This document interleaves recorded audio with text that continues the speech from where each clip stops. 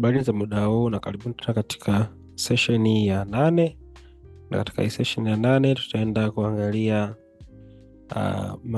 topic ambayo inaitwa basic and accident and incident techniques. Kwa tutaenda kuangalia namna gani ya kuweza kufanya basic accident investigation katika hii topic namba 8. Kwa lengo kubwa la hii topic namba 8 au module namba 8 ni kukuipai wewe na zile basic techniques, namna gani ya kuweza kufanya accident investigation basics, na tutaangalia ya njia za kuweza identify root cause na namna gani ya kuweza kufanya data analysis na kuweza kudili na incident au accident yote. Kwa hiyo tutaangalia tu basics, na pia kutakuwa na bonus kama itawezekana nitaweka bonus ya topic ya kuweza kufanya investigation, understand namna kufanya investigation na pia namna kufanya report writing. Kwa hapa tutaangalia tu basics, lakini kutakuwa na package nyingine ya intermediate, sababu hii ni kwa beginner, lakini kutakuwa kuna package nyingine ya intermediate ambapo katika hiyo package tutafundishana namna sahihi za kuweza kufanya accident investigation full na namna pia kuweza kuandaa report, kwa sababu kufanya investigation ya accident ni jambo lingine na kuweza kuandaa report pia ni jambo lingine. Unaweza kufanya investigation vizuri lakini kwenye report ikawa ni changamoto, lakini unaweza kaa kwenye report kwa vizuri lakini kwenye kufanya investigation pia ikawa changamoto. Kwa leo tutaangalia tu basics accident and incident investigation techniques. Karibuni. Kwa hiyo sasa tuangalie fundamental steps of basic accident and investigation techniques. The core purpose of any accident or incident investigation is to look beyond the immediate hazard and identify the underlying fundamental causes often referred as root cause that lead to event. Okay, so tunapokuwa nafanya hivi, lengo kubwa la kufanya accident investigation au incident investigation ni kuangalia zaidi ya vile vyanzo vya juu vya ajali. Sawa. Kama unavyojua inapokuwa inatokea ajali kuna sababu za haraka tuseme kwa lugha ya Kiswahili, au sababu za juu, lakini kuna mzizi kabisa wa ajali. Sawa. Tuchukulie mfano labda imetokea ajali, ukasema labda imetokea ajali, labda basi fulani limpata ajali, labda liligongana uso kwa uso na basi lingine. Kwenye ripoti utasema kwamba ajali basi imetokea eneo fulani, na chanzo cha ajali ni dereva ameovertake sehemu mbaya akagongana uso kwa uso na gari lingine. Kwa hiyo inakuwa ni immediate causes. Immediate cause ni nini? Dereva amegongana uso kwa uso na dereva mwingine. Kwa sababu gani? Ameovertake sehemu ambayo sio salama. Lakini huwa kuna root cause. Huwa tuangalie root cause. Mara nyingi katika ajali nyingi investigation, hasa kwa kawaida huwa tunaangalia sana zile immediate cause, sababu zile za haraka. Sawa, lakini huwa atuangalie root cause. Kwa fundamental purpose of any accident or incident investigation is to look beyond the immediate hazards and identify underlying fundamental causes often referred as root cause. Kwa lazima tutafute root cause kwa ajili ya kutibu mzizi. Sasa mtu akiumwa jino, mara nyingi unasema kama mtu ambaye anaumwa jino, dawa ya jino ni kung'oa. Maana uking'oa jino maana umetibu tatizo. So that lead to the event. So simply addressing the immediate symptoms will not prevent reoccurrence. Kwa hiyo tukidili zile sababu za juu tu zile immediate causes, hiyo ajali ujue itatokea. Sasa na jino ukitumia dawa hawezi kupona, lazima ung'oe. Japo siku hizi naona kuna watu ambao wanatibu jino kabisa, lakini wasemaga dawa ya jino nini? Ni kuling'oa. Ukitumia dawa ndio utatumia dawa, lakini dawa itaishiwa nguvu na jino litaendelea kuuma. Kwa dawa jino ni kung'oa.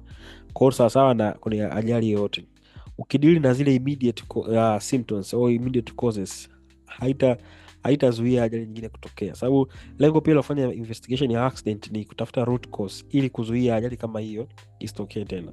Okay? So a root cause is defined as a fundamental or correctable system failure that had it not be present, the accident will not have occurred. Kwa root cause ni ile sababu ambayo kama ingechukuliwa au isingekuwepo, au ingechukuliwa maana yake ajali isingetokea. Okay, so ndo maana definition ya root cause. Root cause is defined as a fundamental correctable system failure. Correctable system failure sababu inawezekana kuna baadhi ya ajali huwa hazisababishwi na sababu moja, inawezekana zinasababishwa na sababu mbili tatu, na mara nyingi huaga ni system failure. Ajali nyingi sana zinatokea kwa sababu ya system failure. Unakuta ajali nyingi sana za barabarani zinatokea kwa sababu gani? Ukiangalia hata pia usomaji wa madereva kwa Tanzania sisi bado sana. Unakuta mtu anajifunzia gari mtaani, anatafuta leseni, kuhonga, anatoa hela, anapata leseni, then anakuwa dereva barabarani. Anaingia barabarani, hajui sheria za barabarani, hajui namna kujihami kwa barabarani, anafanya makosa. Mwisho wa siku ajali zinaongezeka. Kwa sababu gani? Madereva wengi ambao kwa barabarani hawajapitia darasani. Kwa maana kuna system failure, maana kuna failure ya kuweza kudhibiti, yani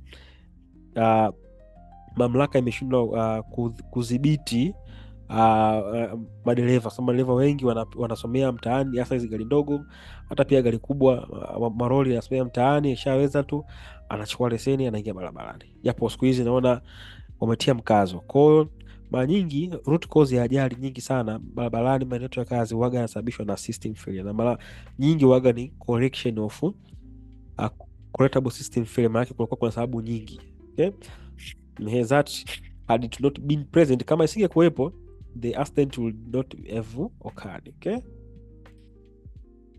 so investigation should commence immediately following an incident. Inapotokea ajali lazima investigation ianze mara moja. Sasa imetokea ajali saa 4 asubuhi, mnafanya investigation saa 8 mchana, inakuwa haina maana. Inapotokea ajali investigation lazima ianze hapo hapo. Okay, so a clear plan and procedure must be established beforehand.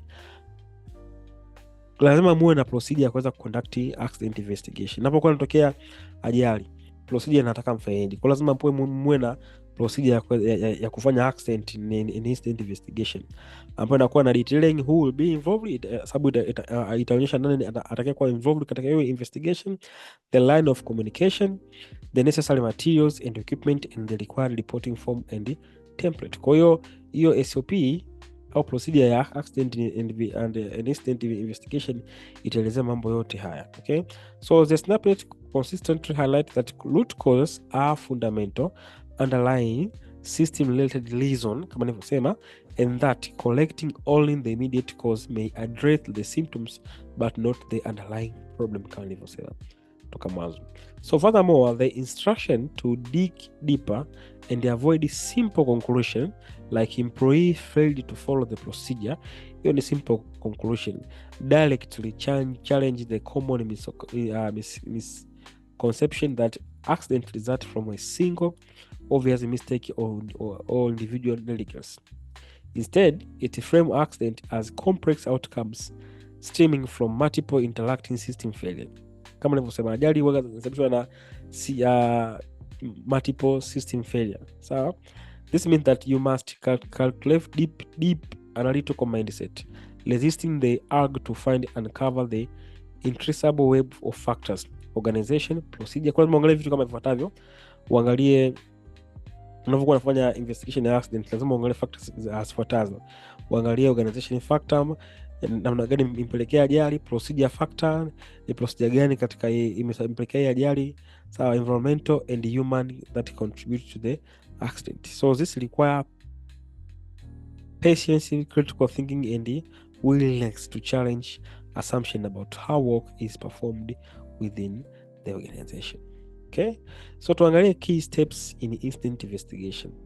Kuna steps gani katika incident investigation? The first step is immediate response and secure scenes. Kama tulivyoona pale mwanzo, inapotokea ajali lazima accident investigation iwe commence at the moment. Okay,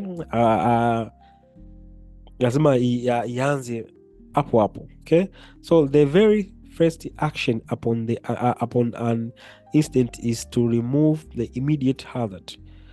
Sawa, kwa kitu cha kwanza ukifika katika ikitokea ajali, kitu cha kwanza ni kuweza kuremove ile hazard ambayo sasa imepelekea ajali.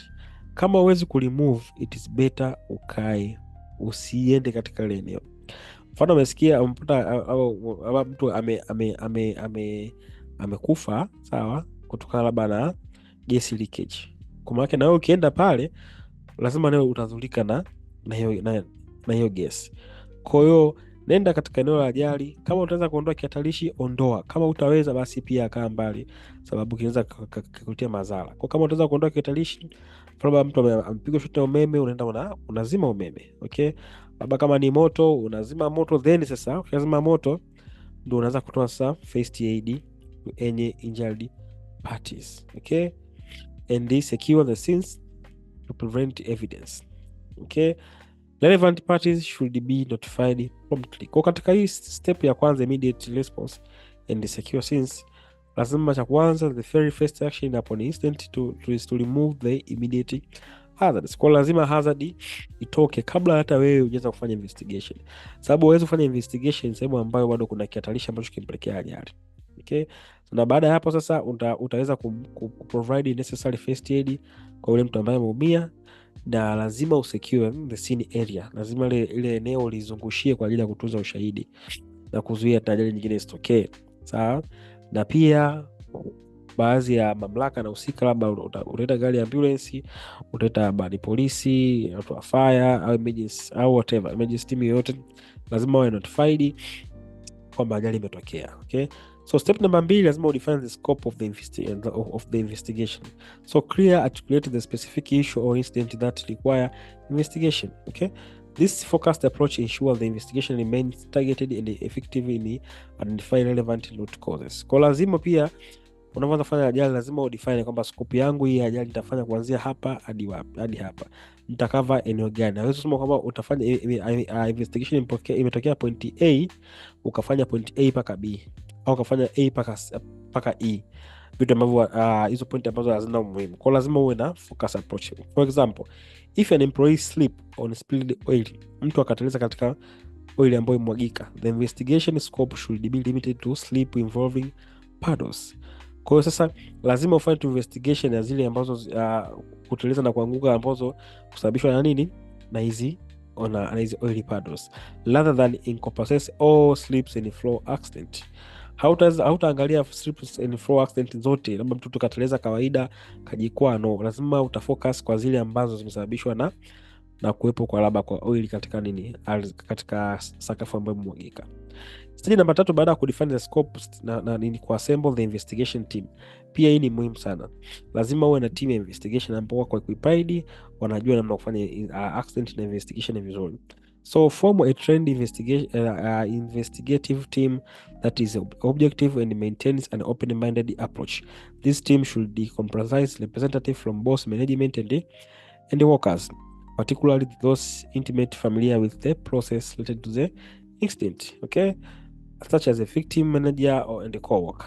Kwa team lazima iwe mix, labda wewe labda uwe supervisor wa uwe mgonjwa, labda mfanya kazi mwenzake, na pia management, okay. A collaborative team approach generally yield more comprehensive and accurate results than solo investigation, okay. Stage namba 4 sasa ni collective and organized data. Baada ya kuweza kufanya sasa investigation na timu yako, lazima muwe pia na uwezo. Step namba 4 ni collect and organize data. So gather all relevant information patient and to the incident. This include witness statement. Kwa lazima utachukua witness statement, maelezo yao, relevant documents, kama kuna documents zote ambazo zinahitajika, sababu kama ni gari ambalo limekuwa involved, maana uchukue kadi ya gari, uchukue last ya service ya vitu gani ambavyo viliangaliwa, kwa taarifa kama hizo na document zingine. Lazima uchukue certificates of driver, leseni yake, uangalie competence yake, okay. Kingine ni photograph, lazima upige picha ya eneo ambalo limetokea ajali kwa ajili ya kuweza kushow na kwa ajili pia evidence.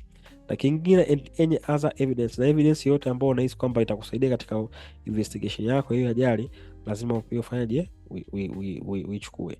A crucial step in organizing this data is to create a detailed timeline of events leading up to the accident. Pia unaweza ukatengeneza sasa timeline of event ambayo inampelekea ajali kwa ajili ya kuweza kutafuta pia root cause ambayo tutaona huko mbele. So this chronological organization helps visualize the sequence of occurrence and the identity critical occurrence. Okay, namba 5 sasa, baada ya kuweza collect data na investigation, lazima sasa ukishakuwa na data lazima identify contributing factor. Lazima uangalie vitu ambavyo vimepelekea ajali. Inapokuwa mtokea ajali huaga kuna visababishi vingi sana, tunaita contributing factor. Kwa lazima pia uzifahamu, ambapo nasema kwamba add gradual details to timelines by systematically asking why each event condition occurred. This iterative questions process is designed to uncover the factors that directly or indirectly contribute to the incident. Okay, so lazima identify contributing factors, vitu ambavyo vimepelekea ajali. Inawezekana visiwe ni causes, lakini ni factor ambazo zimepelekea ajali. Okay, then number 6, lazima determine the root cause. Yeah, ushajua zile the contributing factor ndio zitakusaidia pia kuweza kudetermine the root cause. So continue to dig deeper by repeatedly asking why for each identify contributing factor. Kwa kila contributing factor ambayo impelekea ajali unaweza uka-ask why ili uweze kupata the root cause. So the rigorous process aim to identify the fundamental system failure that allowed the incident to occur, rather than mere superficial causes or individual errors. Root cause often originated from the system failing in workplace design, equipment maintenance, organization culture, operating systems, procedures, staff levels, management practice and training programs. So mara nyingi root cause huaga zinasababishwa na failing katika katika system. Okay, katika hii hapa malaki mfano wake sasa ndo kama mfano kama ni workplace ya design, equipment maintenance, kama equipment na maintenance zikapelekea ajali, organization culture ina manage katika safety, operating system, procedure, staff level, kama staffing level kama wachache ni wengi, management practices and training programs. So it is common to find that there is more than one root cause for a single accident. Kwa accident moja inaweza kuwa ni sababu ya system failure ambayo inasababishwa na vitu ambavyo nimevitaja vingi. Kwanza kao na potokea ajali, lakini sababu ya root cause za ajali zikawa ni zaidi ya 2 au 3. Okay, kwa lazima uje na collective and preventive action plan. So based on the identified root causes, formulate a comprehensive plan that include both collective actions measure to address immediate hazards and rectify specific condition in preventive action, broader systematic change designed to reduce the risk of similar incident in the future. Katika hizi collective action ni zile action ambazo unazichukua baada ya kutokea ajali. Labda ulipiga simu ambulance ikaja, unotify labda supervisor wako, labda ukamteki ya mtu aliyeumia hospitalini. Zote hizo ni collective action ambazo umezifanya baada ya kutokea ajali. Lakini preventive action zitakuja na action ambazo zitasaidia kuweza kuzuia ajali isitokee ndani ya miaka 100. Moja wapo ya collective action, labda ikatokea ajali ya basi na gari, basi na basi, moja wapo labda ya preventive action labda ni kufanya training kwa wafanyakazi wote, kwa madereva kuhusu labda na defensive driving. Hiyo moja wapo ya preventive action. Labda kuangalia, labda kureview organization health and safety policy, health and safety management system. Labda kuna weakness ndio maana hata ajali labda zinaongezeka. Umeona, kwa zote hizo nini, hizo ni preventive action. So there's a difference between collective, kwamba zile ambazo zinafanyika baada ya ajali, lakini preventive na zile ambazo zitasaidia sasa kuweza kuzuia ajali isitokee. Na mwisho sasa ndo namba 8 ambayo ni implement, review and monitor changes. Kwa hizi collective action ambazo tumezitaja hapa na preventive, lazima uziimplement na lazima uzireview and monitor changes. Sababu unapokuwa unaweka hizi preventive action, lazima uweke mtu ambaye atahusika na hiyo action, ataifunga lini. Kwa ili kuweza kuhakikisha kwamba mtu anafunga hiyo action yake lini, lazima uziimplement, lazima uzireview. Una review na kukutana na mtu leo, kila action unaona unaambia hebu tupe feedback ya kuhusiana na hiyo action ambayo umepewa, and then lazima monitor changes. Je, hizo action ambazo umeziweka ambazo tunasema kama ni preventive, je, zimesaidia kupunguza ajali au bado ajali zinaendelea, ili uweze kureview pia hizo action na kuja na action zingine ambazo zitasaidia ajali isitokee. Okay, yes. Nyingine, so anasema kwamba it is equally important to investigate close call. Pia ni muhimu kuweza kuinvestigate with close call au near misses. Sio tu kuinvestigate accident, lakini pia hata near miss lazima uweze fanyaje investigate. So these events where an incident almost happened but not harm occurred are invariable indicator of underlying systematic issues and necessity corrective and preventive action prevent a future catastrophic event. Kwa hiyo pia unavyokuwa una investigations near misses zitasaidia pia kutambua system error katika eneo lako la kazi na kuweza kusaidia kuzuia ajali isitokee, sababu umekuwa na near miss. Kwa hiyo near miss ni sign au ni ishara kwamba kuna system yako kuna kitu hakipo sawa. Kwa hiyo hii table imesummarize steps ambazo nimezitaja hapo, ambao labda immediate response and secure sense, objective na key action ambazo utakuwa ufanye. So utapitia hii table katika notes kwa muda wako, kwa sababu imeelezea kila kitu ambacho nimeelezea pale mwanzo. Sawa? Sasa katika incident wakati tunafanya data collection, hizi data ambazo tunazikusanya tunapokuwa tunafanya investigation zinasaidia kuweza kuidentify the root cause analysis. Sawa? Kwa utaangalia data collection and root cause analysis method. So nasema kwamba effective data collection forms the bedrock of robust investigation. This involve gathering of all patient information, patient information including witness accounts, relevant documents, photograph and any physical evidence from the incident scenes. Kwa lazima usanye taarifa zozote ambazo zipo katika hiyo eneo la tukio. Organizing this collected data often by constructing a detailed timeline of events. Kwa baada ya kuscience data unaweza ukatengeneza a timeline of event ambayo sasa itakusaidia kuweza kutambua root cause na pia itakupa mwanga wa namna gani ambayo ajali imetokea. Kwa hiyo timeline of event unaweza kama umeka na muda pale, kama muda fulani ilikuwa ni kitu fulani, muda fulani kitu fulani, mpaka inapotokea ajali na vitu vingine. Kwa hiyo ukiweka timeline itakusaidia kuweza kutambua various contributing factors. So moja ya method ambayo unaweza ukaweza kutambua root cause ni ambayo inaitwa root cause analysis, RCA method. Okay, so RCA is a systematic process of identifying the fundamental underlying causes of an incident rather than just its immediate symptoms. Various tools can be employed with the choice often depending on the complexity and severity. Kwa katika kufanya root cause analysis,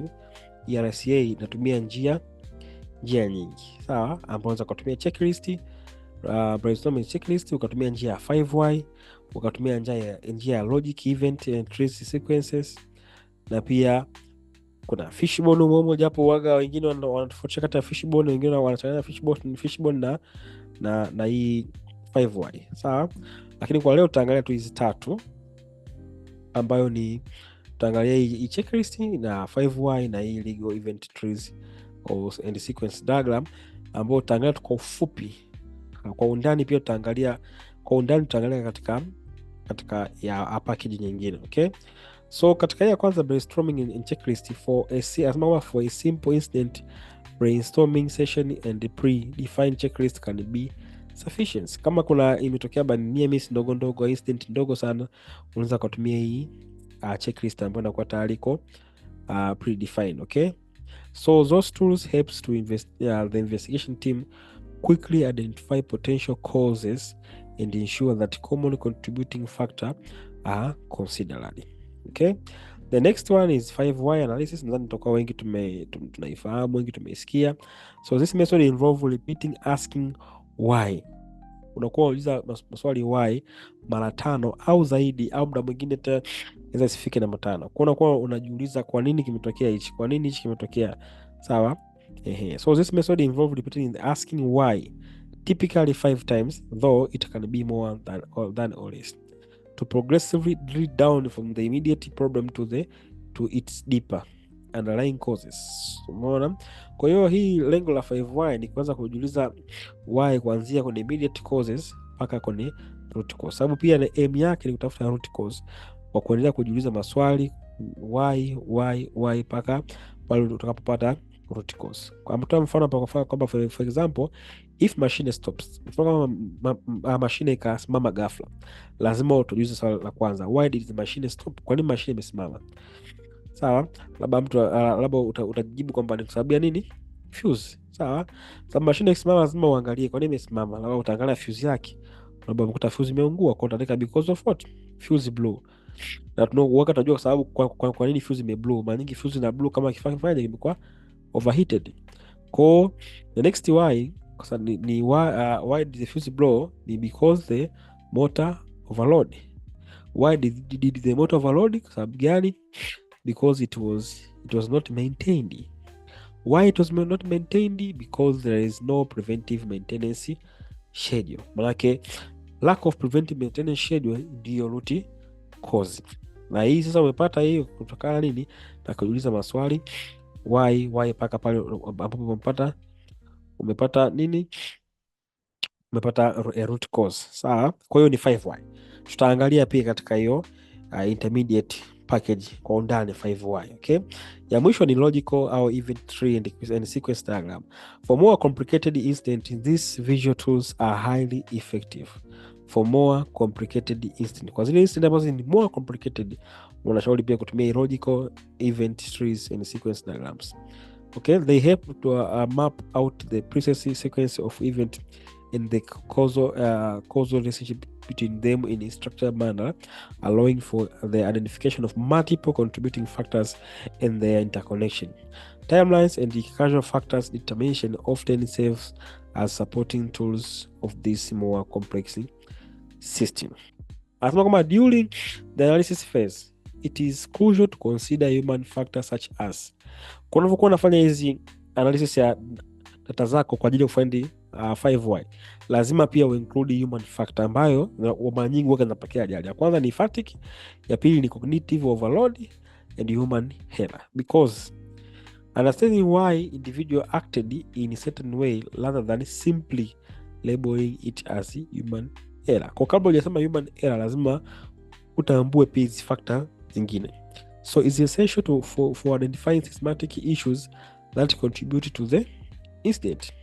The emphasis of asking why each contributing factor occurred and continue to ask why along with the instruction to dig deeper beyond the superficial answer demonstrate that RCA is not a single question but interactive process. So the choice of the tools from simple brainstorming to complex logic tree further indicate that the depth of the analysis must be corresponding to the complexity of the incident. So therefore you need to understand that the goal is not just answer, but the deepest answer you must be okay. Therefore you need to understand that the goal is not just an answer, but the deepest answer. Sawa? Unapokuwa unafuta root cause ya ajali, kwanza kuzuia ajali, usitafute tu jibu, tafuta jibu ambalo lipo ndani kabisa. So you must be trained to critically evaluate the initial explanation and persistent probe for underlying systematic issues. This requires a development of strong analytical skills and the ability to select and apply the appropriate RCA tools for situation, always pushing for fundamental solution rather than merely addressing the symptoms. Okay? Sasa tuangalie hii mada ya mwisho hapa ambayo mara nyingi kwa zikitokea ajali waka tunakimbilia kumlaumu mtu fulani. Dereva mzembe au mfanyakazi mzembe. Kabla kuanza kumblame mtu, je, umejiuliza uzembe wake umesababishwa na kitu gani? Okay? So tuangalie no blame culture for effective learning. Sababu unapokuwa unatokea ajali ndio sehemu ya kuweza kujifunza, kujua sasa kwamba kwenye mfumo wetu something is not okay.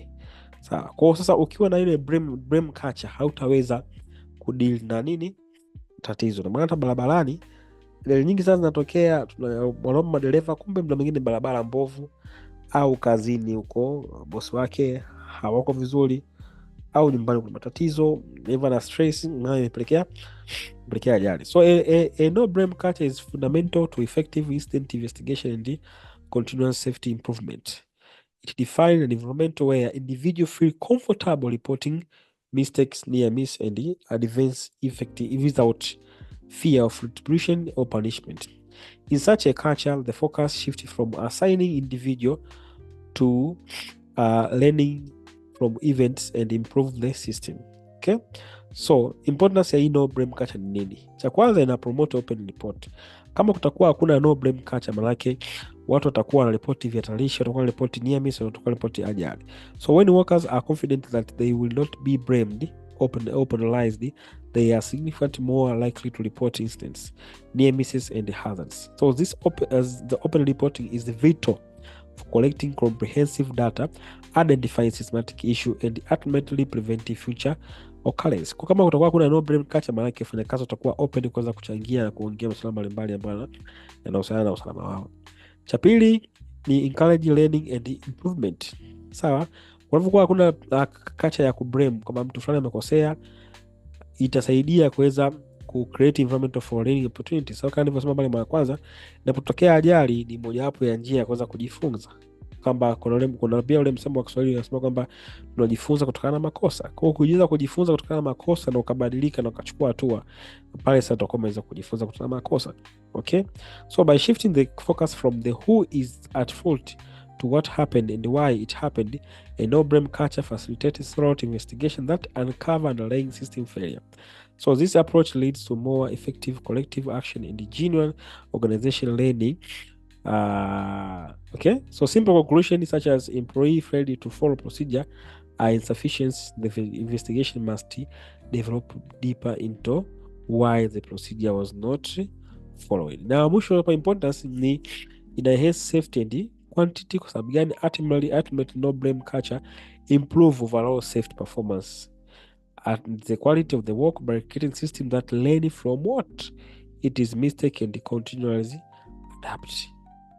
Okay, sasa vitu gani ambavyo tunaweza tukachukua kwa ili tuweze kupromote safety no safety culture blame? Cha kwanza, lazima kuwe kuna leadership commitment. Hawezi kuimplement hii safety no blame safety culture kama hakuna commitment kwa viongozi wa juu. So the top management must visibly champion and commit to no blame culture. Kwa lazima viongozi wa juu wajicommit kwamba watakuwa hakuna no blame culture. Okay, so this involves prioritizing safety, actively encouraging open reporting, setting clear expectation for incident reporting, and addressing and leading by example in promoting transparency and trust. So the action of leadership sets the tone for entire organization, kitu ambacho ni nini, ni cha kweli. Baada hapo pia nyingine ni clear policy and procedure. Lazima kuna clear policy and procedure ili kuweza kuondoa hizi blaming culture. So develop and communicate explicit policies for reporting, investigating, and addressing adverse event. This procedure must ensure that the investigation are thorough, timely, and fair, with a clear focus on identifying system failure rather than assigning individual blame.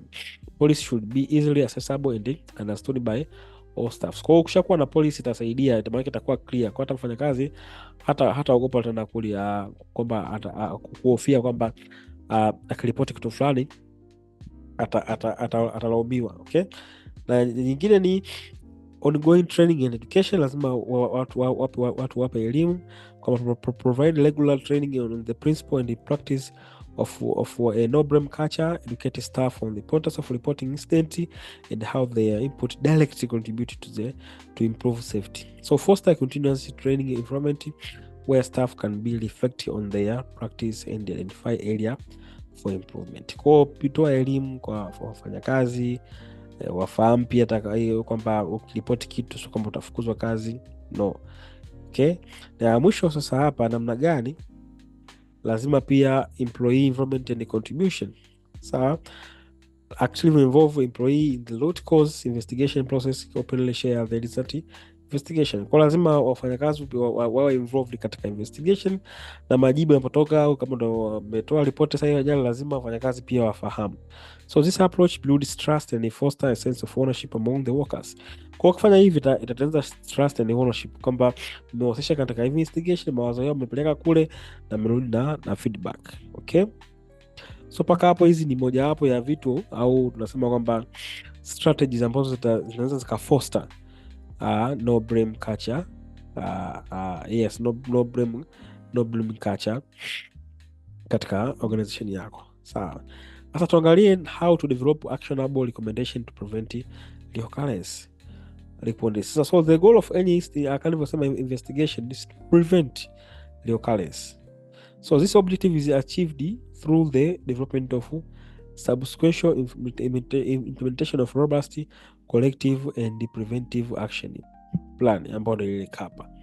So the CAPA plan must clear outlining vitu vifuatavyo: collective actions na preventive action. Kama tulivyoona kule mwanzo kwamba collective action, these are specific measures taken to address the immediate hazards and rectify the conditions that directly lead to the extent. Lakini katika preventive action, these are broader systematic changes designed to reduce the risk of similar incident occurring in the future. So kwa hiyo sasa recommendation within the CAPA plan should be there to smart. Unapokuwa unafanya hizi recommendation, unakuja na action plan, lazima pia action plan zako ziwe smart. Sawa? So unaweka action ambazo sio smart. Ambayo ya kwanza smart ndio ile specific, kwamba action yako inakuwa ni specific kutokana na ile ajali imetokea, au specific kutokana na mazingira ya kazi ambayo unafanyaje unafanya. Lazima ziwe measurable, maana hizo action lazima ziwe zinawezekana kufanyaje, wakupimika, either ukapima kwa mashine au ukapima kwa kuhesabu. Okay? Nyingine ni achievable, ambazo unaweza ukaziachieve relevant kulingana na context yako. Lazima pia ziwe na nini, ziwe na muda. So it is crucial to assign a clear responsibility and establish a specific deadline for each action item within the CAPN plan.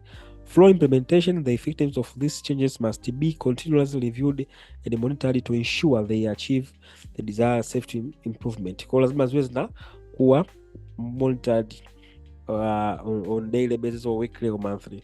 So effective investigation driven by focus on root causes and conducting with no blame culture.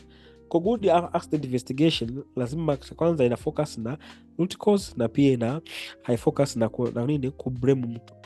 So directly lead to the stronger collective action and meaningful organization learning, thereby minimizing or eliminating serious consequences from the future. So you must view investigation as a powerful mechanism for driving continuous improvement. How? Sababu unakuja na action ambazo zitasaidia kuweza kuzuia ajali kama hiyo isitokee. Unakuja na root cause, ambapo kwa siku utakuja na action za kuweza kuhakikisha kwamba hiyo ajali haiwezi kutokea. So this role involves not only diagnosis problem but also actively participating in the solution finding process and ensure that the recommendation are translated into concretely measurable actions that are attractive for effectiveness.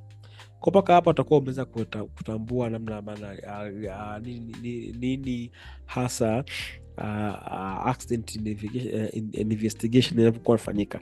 Kwa basics tu tumeangalia vitu mbalimbali huko juu. Tumeangalia kitu cha kwanza ambacho tuliangalia hapa, tuliangalia fundamental ya step of basic accident investigation, tukaangalia key steps in incident investigation, pia tukaangalia hapa data collection and root cause analysis methods, ambapo tuliangalia method ya brainstorming checklist, na pia tukaangalia 5Y, na mwisho tukaangalia logical tree and sequence diagram. Then hapo tukaangalia namna gani kuweza kuhakikisha kwamba hakuna no blame katika eneo la kazi, ambapo tukaangalia importance yake, na pia tukaangalia action strategies to foster no blame culture. So mpaka hapa nikushukuru sana, na tukutane katika kipindi kinachofuatia cha namba 9, ambapo tutaangalia nini maana ya health and safety management system na namna gani unaweza ukabuild health and safety management system katika eneo lako la kazi. Otherwise nikushukuru sana na niwatakieni wakati mwema. Asante.